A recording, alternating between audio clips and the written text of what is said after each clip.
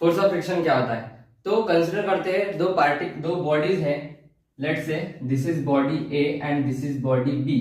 ठीक है, ये बॉडी ए इस डायरेक्शन में जाना चाहती है लेकिन ये जा नहीं सकती, जा सकती है लेकिन उसको फोर्स अप्लाई करना पड़ेगा बहुत ज्यादा, तभी वो यहाँ से यहाँ मूव होगी।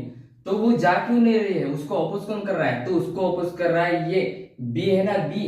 इस बी के पास में एक फोर्स है that is called as force of friction, जो कि एक्ट हो रहा है इन दोनों के बीच में, और ये हमेशा अपोज करता है the relative motion between this two body surfaces. ठीक है, तो यार ये लगता है यहाँ पे इट अपोजेस द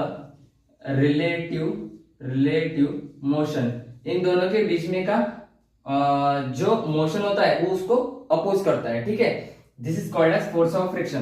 तो ये फोर्स ऑफ फ्रिक्शन होता क्या है? तो ये डिपेंड करता है नॉर्मल रिएक्शन पे। अभी नॉर्मल रिएक्शन क्या है? तो कंसिडर करते हैं ये बॉडी ए है, इस बॉडी का कुछ तो वेट होगा, ये वेट नीचे की तरफ लग रहा है दैट इज mg, ये वेट है। ठीक है, और इस वेट को बैलेंस करने के लिए, मतलब अगर ये बॉडी यहाँ पे क्यों है, यहाँ पे ऐसे है तो इसका वेट होगा, तो ये नीचे क्यों नहीं जा रही? तो ये नीचे इसलिए नहीं जा रही क्योंकि यहाँ पे एक अपोजिट फोर्स लग रहा है that is normal reaction, that is n।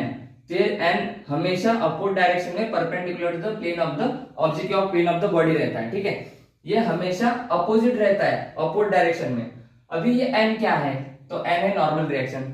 Let's say consider करते हैं मेरे पास ये डंबल है, तो ये डंबल बहुत भारी है, 8 किलो का है। तो ये डंबल मेरे हाथ के ऊपर फोर्स अप्लाई कर रहा है क्योंकि इसका वेट है, ये उसका वेट ही उसका फोर्स है, वो नीचे की तरफ लग रहा है। अगर वो फोर्स नीचे की तरफ लग रहा है तो मेरा हाथ नीचे क्यों नहीं जा रहा? क्योंकि मेरे हाथ में भी एक फोर्स अप्लाई कर रखा है और वो फोर्स ऊपर की तरफ डायरेक्ट कर रहा है। That force is known as normal reaction. अगर मैं ये नीचे गिरा दूं तो मेरे हाथ ऊपर की तरफ जाने की कोशिश करेंगे। ठीक है, मतलब कि कंसीडर करते हैं दिस इज द ऑब्जेक्ट और ये इसका वजन है, ये नीचे की तरफ डायरेक्ट कर रहा है, लेकिन अगर मैंने ये नीचे गिरा दिया तो मेरे हाथ ऐसे ऊपर की तरफ जाने की कोशिश करेंगे, मतलब कि मेरे हाथ भी फोर्स लगा रहे हैं and that force is nothing but the normal reaction which is acting upward direction. ठीक है, so this is non about the normal reaction. अभी इसके बाद जो फोर्स होता है वो फोर्स डायरेक्टली प्रोपोर्शनल होता है या इनसे? अगर ये डायरेक्टली प्रोपोर्शनल का साइन मैंने हटा दिया तो यहाँ पे कांस्टेंट आ जाएगा कुछ और एन आ जाएगा। तो F is equals to and that constant is nothing but that the mu is known as the coefficient of friction. तो यही तो फैक्टर है इन दोनों के बीच में, फोर्स तो है लेकिन ये फैक्टर है, दिस इज नोन एज